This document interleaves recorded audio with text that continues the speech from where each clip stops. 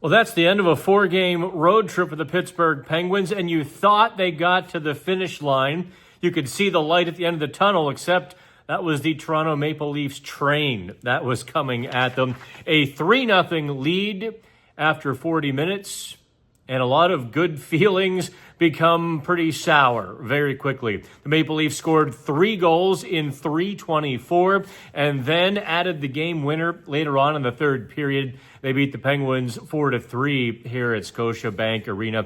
I am Dan Kingerski on the Pittsburgh Hockey Now platforms. There's a lot to be said, and maybe there's nothing to be said. For the second straight game, the Penguins outclassed when it mattered. They were outclassed early in Winnipeg, ending the competitive portion of the game. Then they were outclassed in the third period against Toronto, once again basically ending the competitive portion of the game. Let's start with the first 2 periods, because there was just so much to like about the Penguins game. Craig Berube, the Maple Leafs head coach, said, yeah, they took the puck in the second period, and they did what they wanted. Well, that is very true. They did a lot of that in the first period as well. The Penguins out shooting Toronto in the opening frame, 13-5. Oh, I guess they amended it. I'm sorry. It was 8-5 after the first period, and then 17-3 in the second period. Yeah, it was an absolute butt kicking as the Penguins get 3 goals. Ben Kindle scores a pair, including a wicked wrister on the power play. I mean, he rang it off the post so loud it echoed off of 18,000 people. Stunned silence as the Penguins skated to that 3-0 lead. They were dominating in all facets of the game, in all 3 zones. They were creating speed out of the defensive zone with crisp, clean breakouts. The defensemen were skating out of any trouble that might have come their way, moving the puck forward, joining the play. The F3s were coming back over the top and defending well. Those odd man breaks you saw in Winnipeg almost by the dozen, it seemed like Saturday, were gone. They were null and void on Monday, as the Penguins just pushed and pushed for the entirety of the middle 20. Evgeny Malkin continues to turn back the clock this season. He looked fantastic on Monday. His final stat line only included 1 assist, oddly a -2, but you can't pin any of those goals on Malkin. He had, by the way, 8 shots on goal. 2 block shots, 2 misses. Yeah, Malkin was firing. There was a little, a tweak of the lines necessitated by Noel Acciari's injury after just 2 shifts in the first period. It actually worked to the Penguins' benefit with only 11 forwards because Dan Muse said to heck with it. He stacked the Penguins lineup, put Evgeny Malkin on Sidney Crosby's left wing, and that really I thought produced a lot of benefits. Philip Hollander drops down in the lineup, and lo and behold, the Penguins are off and running. Ben Kindle elevates to the second line center position. He gets a pair of goals. And Erik Karlsson playing brilliantly. Chris Letang on his game. Ryan Shea once again on his game. Even Tommy Novak, who has really, I think, struggled this season, that's fair to say. He looked pretty good. I mean, his game has deficiencies, but he looked pretty good. And Philip Tomasino was making a bit of an impact, getting towards the net and fighting for some pucks and space. And then it all went to heck. Poof. The hockey gods, with some sense of humor. If you read Pittsburgh Hockey Now, you know I went in deep into the shot clock and the scoring chances and all of that.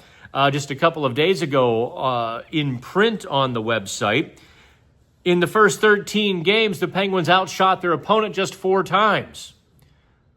They outchanced their opponents just 5 times.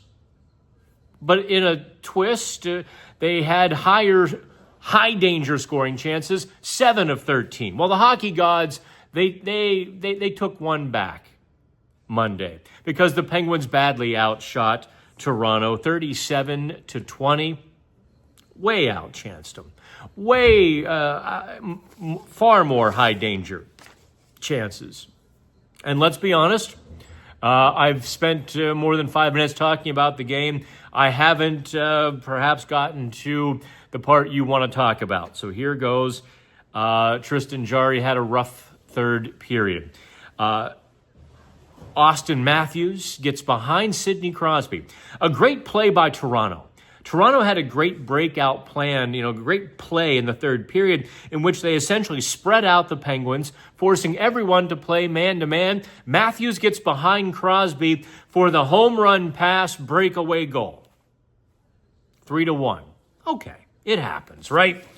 But then Jarry allows a couple of bad goals. William Nylander cutting horizontally across the slot, backhands. Jarry kind of stumbles, loses the puck. It was just an awkward sort of goal. Very, very stoppable. 3-2. Slap shot from the blue line, William Nylander. 3-3. Those 3 goals happened in 3:24. Erik Karlsson said after the game he thought the team might have been out of gas. The plays that they were making in the second period, they got safe and conservative. They were chipping it off the glass when they didn't need to. They were playing it way too safe and just kind of dumping the puck away, assuming they had won. Well, it's not over until it's over. The Penguins actually, according to morehockeystats.com, I could have sworn they blew a few 3-goal leads last season, but they didn't do so in regulation anyway. And so this is the first squandered 3-goal lead since the 23-24 season, in which they seemed to do it almost routinely, some really bad blown leads that season. This is the first since that season anyway. It's you don't want to pin it on one player. The goaltender really could have helped them out. Also, listen, I'm exhausted. Monday evening, I'm recording this close to 12:30. I have to be at the airport in 3.5 hours. I'm still at the arena. I'm exhausted. 5 games in 7 days in 5 cities. This was not a kind road trip. Pittsburgh, Philadelphia, Minneapolis, St. Paul, Winnipeg, Toronto, and we'll be home on Tuesday. So the Penguins squandered a great chance. These are definitely 2 points that, listen, you might not be thinking playoffs. The Penguins' attendance figures certainly show that you're not thinking playoffs or even thinking about the Penguins too much, or at least willing to brave the cost of a ticket and the parking and the cost of, $12 nachos to see this team. But they are thinking playoffs. And so they understand they gave away 2 points on Monday, 2 very gettable 2 points. And it doesn't matter if you get them in October, November, or March and April. You need them all just the same.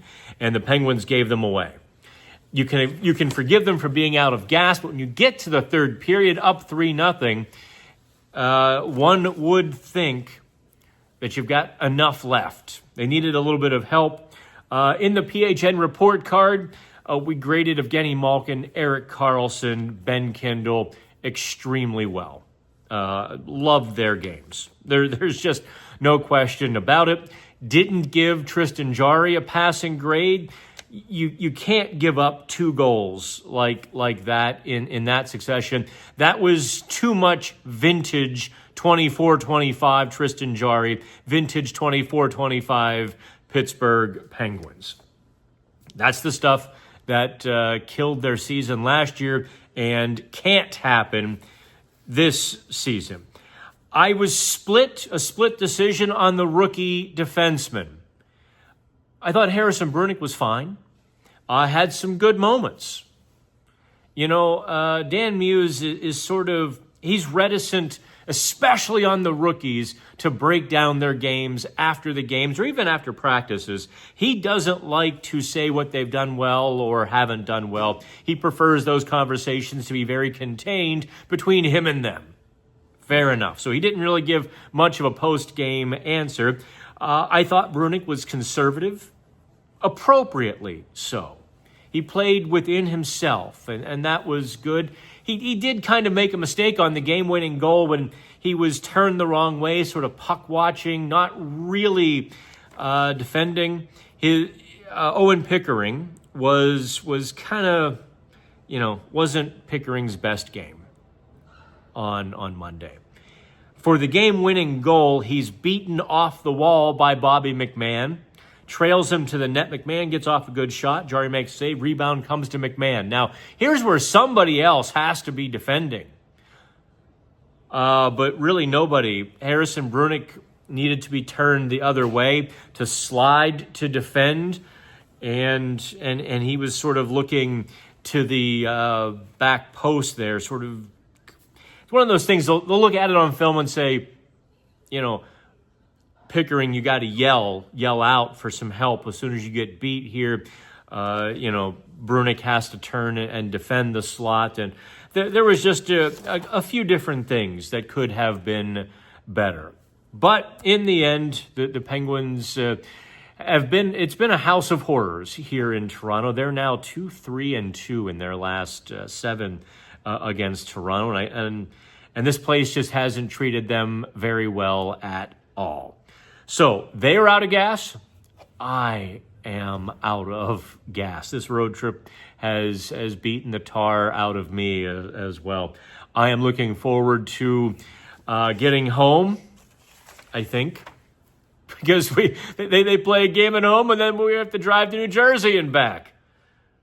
And then we have to fly to Sweden. So the fun doesn't stop. And I appreciate all of you. Do me a favor, if you can, subscribe to PHN Plus. I'll be doing more and more content behind the paywall as the season gets deeper, especially the Friday Insider and some other exclusive sort of content. Shelley is going to have practice on Wednesday, I think, as I might dare to sleep in a little bit sooner or later. I do appreciate y'all. So from Scotiabank Arena, it's time for me to catch the Uber back to the hotel and get a couple of hours of sleep.